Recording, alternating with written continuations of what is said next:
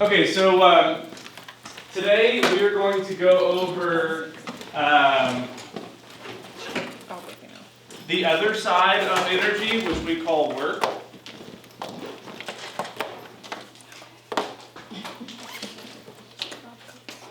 I still haven't eaten lunch.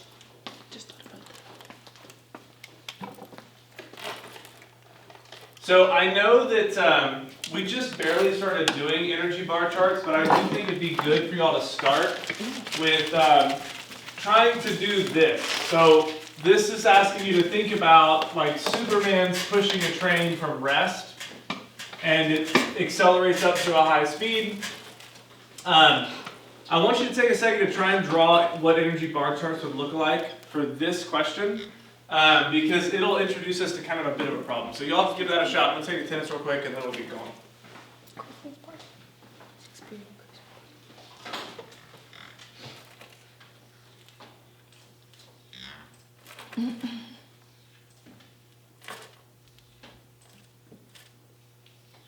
Is that your name?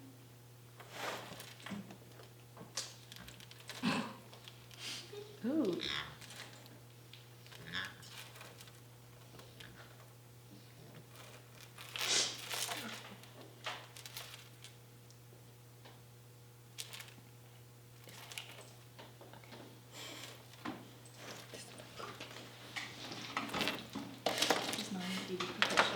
Yes. We did that. Yes. Of course.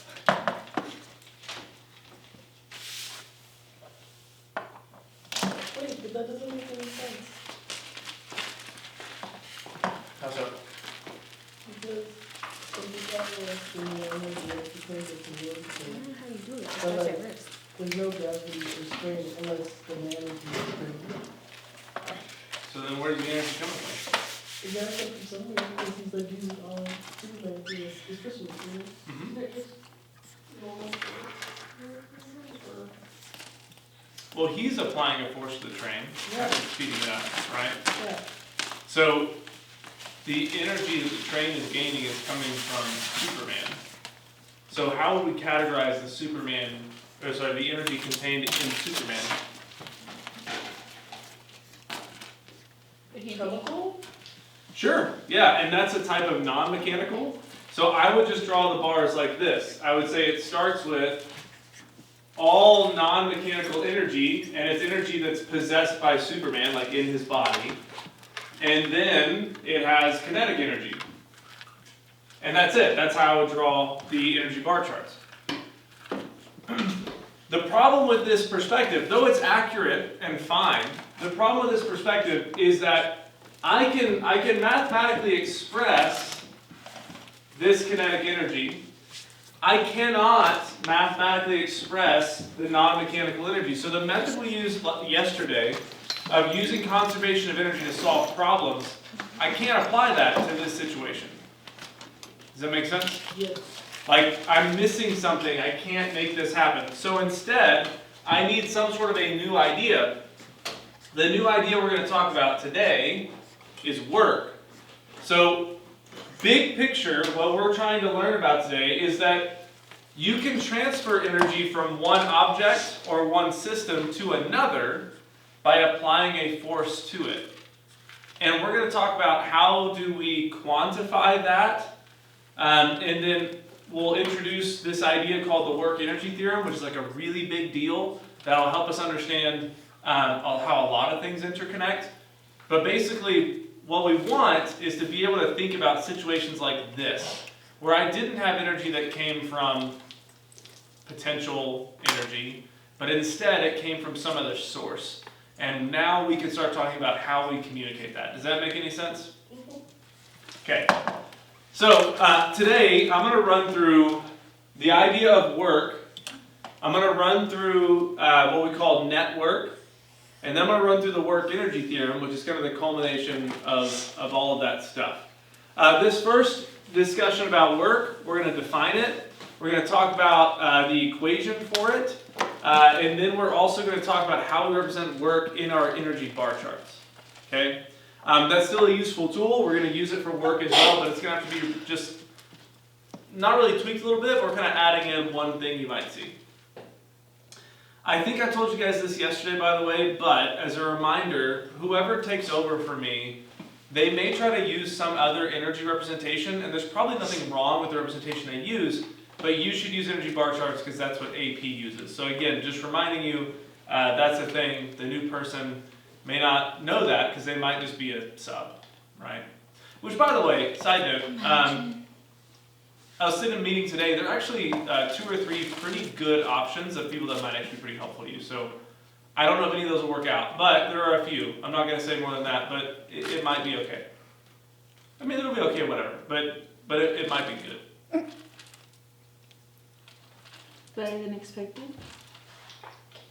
All right, so let's talk about what work is. So we talked about right here that Superman is applying a force, and that's causing the train to move. So Superman is giving energy to the train, and the way that he's doing that is by applying a force. So that's what work is. It's energy transferred via a force. That's what work is. Now here's the deal. If Superman pushes the train, but the train doesn't move, did he give the train any energy? No. No. So there's 2 things that are required for us to say that work was done. One is that I have to have a force that's applied, and the other is that the thing has to move. So that's the next important bit. I have to have a displacement. I have to apply a force, I have to have a displacement. If both those things are true, then you have work. Now, when Superman applies a force, actually let me see if I have one more here. This is the next bit that's important. So let me say this and then I'll get back to what I was going to say. Only the parallel force does any work. Let me give you an example. Any of you guys have like a fat, lazy dog? Mm-hmm. Yeah, you're going to take the dog on a walk? Mantle now. And what? Alyssa. I don't know why, because like the obvious way to interpret that is that you like cremated them, but for some reason I interpret it as you had the taxidermied on your mantle. Oh, I wish he would have been so ugly. And I'm choosing to believe that's the case. So let's imagine you have like a fat, lazy dog. That looks more like a duck, but whatever. This is a dog. I guess it you. Okay. And, yeah. Tail? And you're trying to drag the dog, right? Right. You cool with the scenario? Sure. Does it Well, just not have legs or a tail? He's fat. You can't see those. Oh my gosh, we know it's a dog. Okay. So you're dragging this fat dog, right? It's not walking, so you're having to do all the work pulling it. Well, we should be comfortable with right now with the idea that some bit of that force is parallel to the displacement, right? Some bit of that force is perpendicular to the displacement. We cool with this? We've talked about this before. This is not a new thing, right? Well, the thing is, only the component that's parallel actually does any work, because it's the only one that's helping it. Does that make sense? Mm-hmm. So when we talk about work, we really only want the parallel component of the force. That's the only bit that does any work. Alright? Now, that means that a force that's, the perpendicular component of the force doesn't do any work, and that further means that if a force is exactly perpendicular, it does no work at all, because then it would have no parallel component. Does that make any sense? So like when I push this table, I'm doing work on the table, but gravity is not. And the normal force is not, because both of those forces are exactly perpendicular to its displacement. Does that make any sense? Now the other thing that we could be, is like, y'all have probably only ever used the word parallel to mean right alongside something. In math, we actually have another word called anti-parallel. Does anybody know what anti-parallel means? They meet. Huh? They meet. I didn't understand what you They said. meet. They meet? touch. Nope. They meet. Anti-parallel, so like parallel is like this, going in the same direction. Anti-parallel is like this, going in opposite directions. Oh. that make sense? Yeah. Yeah. So take the case of your dog is a fit athletic dog that wants to run, and you're pulling it back, right? Like you're slowing it down. So there's a component of your force that's anti-parallel to the way your dog is running. Does that make sense? So it's going 2 different See, that's my Yes. problem. So places. that anti-parallel component is also doing work, but that's removing energy. It's not helping the motion along, so it's not giving it energy, it's removing energy. And so one of the things we have to be able to think about is this force helping the motion, in which case it's giving energy, or is it hindering the motion, in which case it's taking energy away? And then we have to assign signs to that. So energy that's added is positive, energy that's removed is negative. So in the case of dragging your fat dog, you're doing positive work on the dog. In the case of trying to slow down your fast dog, you're doing negative work on the dog. Does that make sense? Short thing is, you can look at your component that's parallel and the force. If the component that's parallel and the force are parallel, positive work. If they're anti-parallel, negative work. Does that make any sense? Yes. Okay, so you learned a new word today, anti-parallel. What's that? Wait, positive. A baked good. Positive. Cookies and brownies. Yeah, I can bring them cookies. Positive is like pushing the chair. Yes. Okay. I'm just gonna get stuff. Alright, so the next thing we should tackle I'll bring some chips, is the mathematical side. So let me say this first. This is really important, because this is where I have philosophical disagreements with how we tend to teach work. So pay attention, this part's actually, I think, important. This right here is the equation you need for work, because I think it most accurately paints the conceptual picture. Anybody want to guess what these two lines mean? Did that mean parallel? They mean parallel.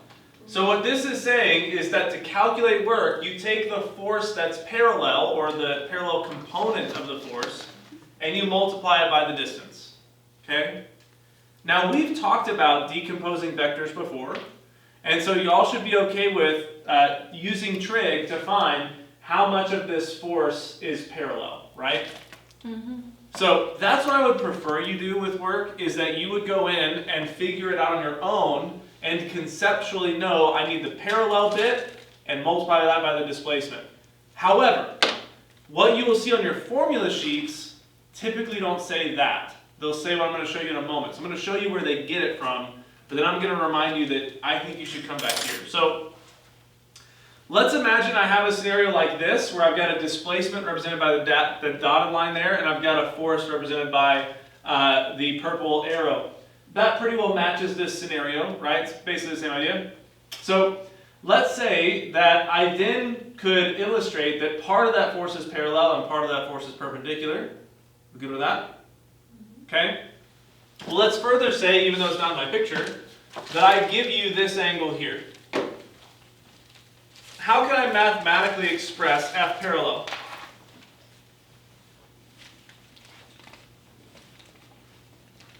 You remember all the decomposition statements? Like, how do I do that to find the parallel component? Click on the cosine and sub. So we should know it's going to be either F cosine or F sine. And the question is, which one is it here? Cosine. It's the cosine, because it makes the angle, right? So I would see that statement there. Cool with that? Yeah. So then if I substitute this in for F parallel, then I get this statement here. FD cosine of theta. This is most often what you will see on formula sheets, on online videos, on all sorts of stuff. So I'm showing you this now because when I'm not here, I won't be able to walk you through that confusion. You may see this equation online, and it may be confusing to you. I hate this equation because when it's presented, people rarely show you where it comes from, and therefore you typically use the wrong angle. So if you use this equation, you must use the angle between the force vector and the displacement. That's why I prefer you come back to here and use your brain to figure out what the parallel component is. Now, Dariah, I know you tried to say something a couple times. You What don't do you have got? to put the 2 lines? What's that? You don't have to put the 2 lines by the F? I like to put it there to say F parallel because it reminds me what we're doing. But again, you'll see online all sorts of things will just say W equals FD. But just make sure it meets parallel. Are we okay with that mathematically? We'll only use that for parallel. Yes. Okay. All right. So now we can talk about how we do work in energy bar charts. Before I get into this, let me remind you what the bar charts represent. So the idea is, what I've got here is I've chosen 2 moments in time, moment 1 and moment 2, which we tend to call states. So I've chosen state 1 and state 2. It's really important to understand energy is something that is possessed at an instant or in a state. Does that make sense? So energy exists in a state. Work is done over a time period. Does that make sense? So the way that we include we include work in our energy bar charts is that I'll keep these and I will sandwich it in between those two to say, here's what energy we had in state 1, here's what energy we had in state 2, and in between those two, I had work that was done. Does that make sense? Yes. Okay. Now, with that said, here are the bullet points. So, we represent with bars between the states. Now you know why, right? Why is it between the states? Because it's happening over a time period, not at an instant. And then we draw bars that would show adding energy or subtracting energy. And just like before, the scaling is still really important, okay? Still really, really important.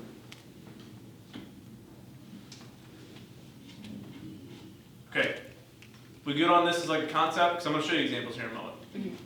Alright, so now let's go back to this question here of Superman. This is the time of year when the system schema becomes really important.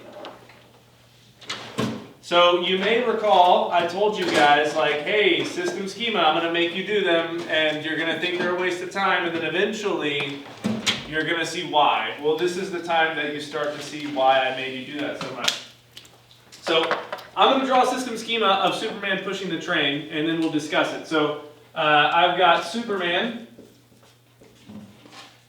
Y marker.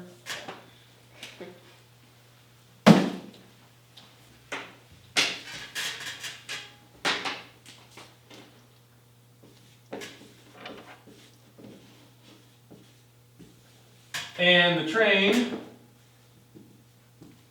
And the train is sitting on a track. And, the Earth is always involved. The force here is just some applied force. There's gravity. There's a normal force. There's probably forces with Superman, but we're not going to worry about it because the physics of Superman is complicated. Right? Like he floats. How does that happen? I don't know.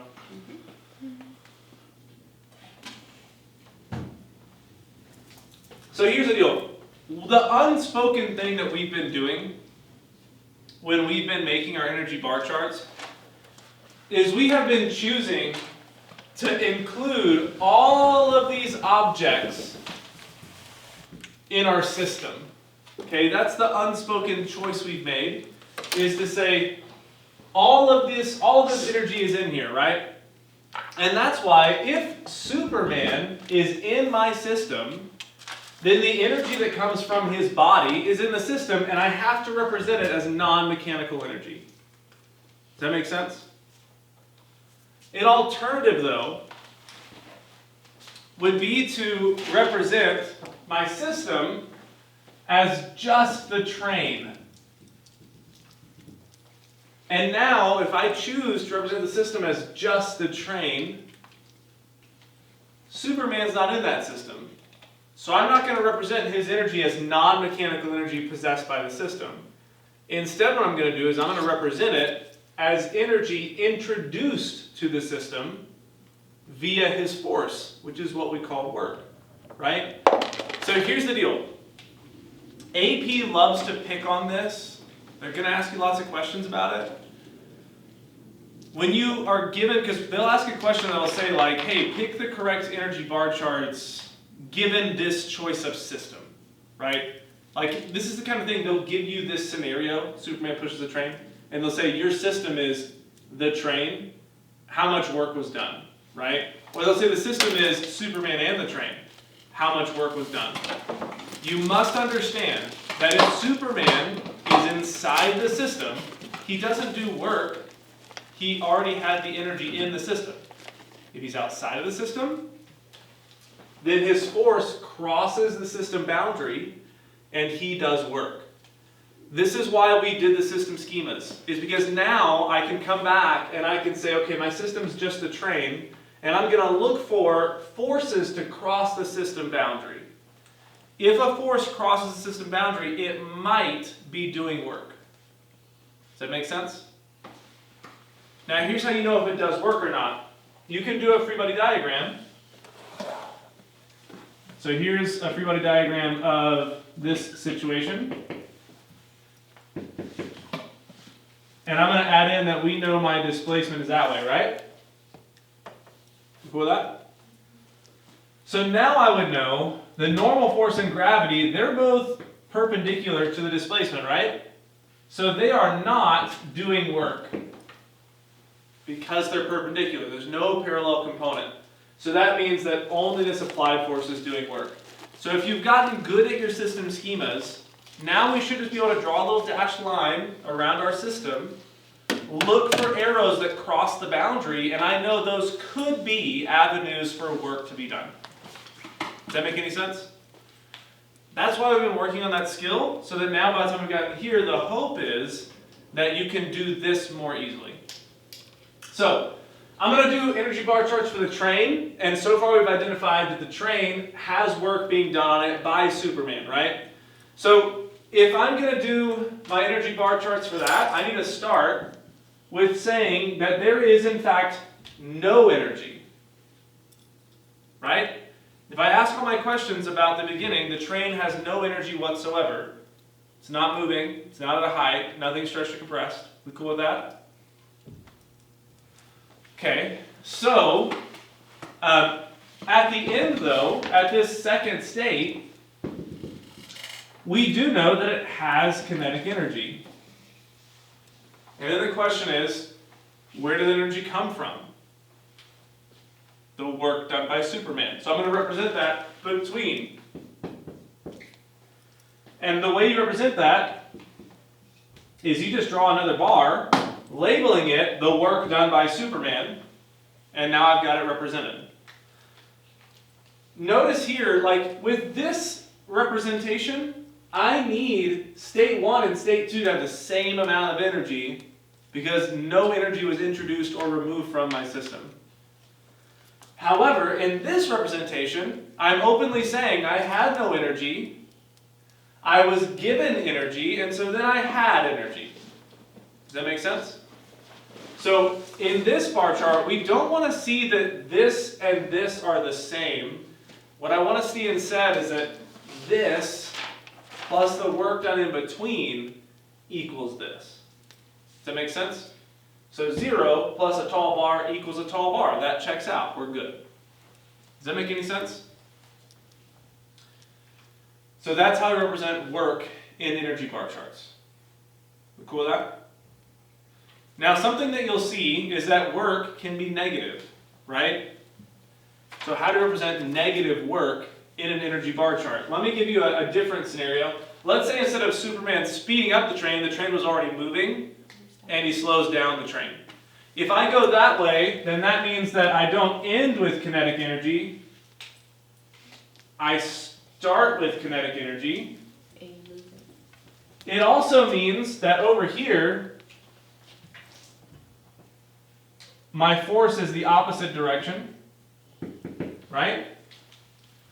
And so now I can see that this force is anti-parallel with the displacement, so it's going to be doing negative work. So I should understand had energy, didn't have energy, I must have negative work in between. Now here's how you show negative work. This is the way AP wants you to do it. They want you to just draw the bar down. And that is how you would show negative work. Does that make sense? Okay. Here's what not to do. Don't draw your bar like this. They want the 0 point to be consistent across the entire bar chart. That's just AP, right? If you draw that, I'll know what you mean, but AP will count off for it. Does that make sense? Is that what you mean when you say it needs to be drawn to scale? Part of it, yeah. Also, like, if you know you have twice as much kinetic energy at the end, then that bar should be twice as tall. Does that make sense? All those things are supposed to equal